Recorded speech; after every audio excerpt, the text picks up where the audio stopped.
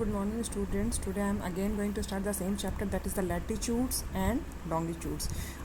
Today I am explaining about the important parallels. कल मैंने आपको पैरेलल्स के बारे में बताया था. पैरेलल को क्या कहते हैं? That is the latitude. Latitudes भी कहते हैं.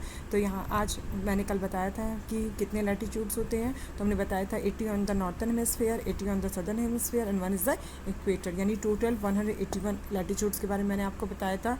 मैं फिर से बता रही हूँ कि लैटिट्यूड्स को पैरेलल भी कहते हैं.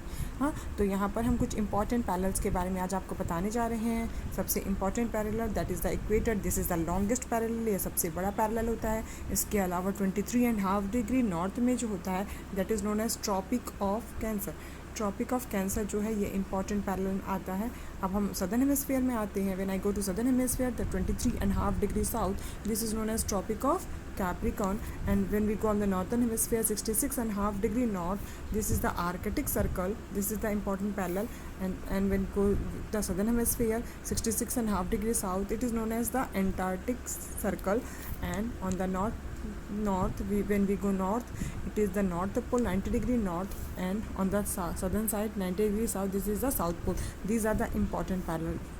Important parallels are equator, tropic of Cancer, tropic of Capricorn, Arctic Circle, Antarctic Circle, North Pole and South Pole. ये सारे important parallels हैं. With the help of these important parallel we will show the heat zones, है ना.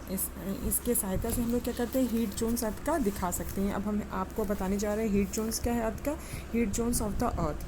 तो आप heat zones कैसे समझेंगे? सबसे पहले आप बीच में सन बनाएंगे, ग्लोब बनाते हैं, और ग्लोब बनाने के बाद बीच में अगर सन बनाते हैं तो आप देखते हैं कि सन की सीधी रेस जो है डायरेक्ट रेस कहाँ पड़ेगी? इक्वेटर पे पड़ेगी. इक्वेटर के अलावा उसके आसपास पे डायरेक्ट रेस पड़ती है. यानी कि डायरेक्ट रेस कहाँ पड़ रही है? ट्रॉपिक ऑफ कैंसर तक और ट्रॉपिक ऑफ कैप्रिकन तक. यहाँ पे सन की रेस बिल्कुल सीधी पड़ती है, जिसको मैंने बहुत डार्क पेंसिल से कलर कर दिया है. यहाँ पे सूरज की रेस ज़्यादा पड़ने से यहाँ बहुत ज़्यादा गर्मी भी होती है और ज़्यादा बारिश भी होती है.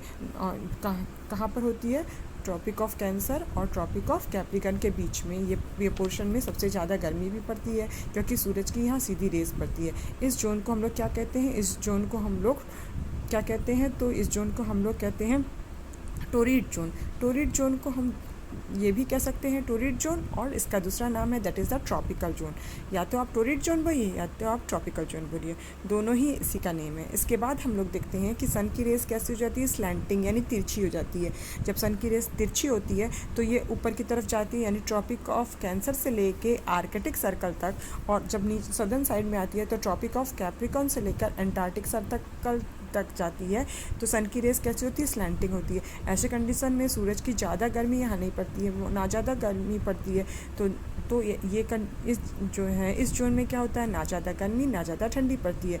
तो यहाँ इस जोन का क्या नाम होता है? तो इस जोन का नाम टेम्परेट जोन होता है. जब हम नॉर्थन हेमिस्फीयर में इस जोन का नाम रखते हैं तो इसको हम बोलते हैं नॉर्थ टेम्परेट जोन, और जब हम सदर्न हेमिस्फीयर में इस जोन को बोलते हैं तो हम बोलते हैं साउथ टेम्परेट जोन. उसके बाद हम चले जाते हैं, सन की रेस बहुत ही स्लैंटिंग हो जाती है, और वो स्लैंटिंग होने पर क्या कहाँ पर रहती है? ये स्लैंटिंग हमको आर्कटिक सर्कल से लेकर नॉर्थ पोल तक और एंटार्कटिक सर्कल से लेकर साउथ पोल तक देखने को मिलती है. सन की रेस बहुत स्लैंटिंग होती है, यह बहुत तिरछी होती है. तो यहाँ पर जो है बहुत साल में बहुत ही कम समय में सूरज की रोशनी बहुत कम पहुँच पाती है, यानी बहुत कम गर्मी पहुँचने के चलते यहाँ पर सालों भर क्या होता है? बर्फ़ जमा रहता है.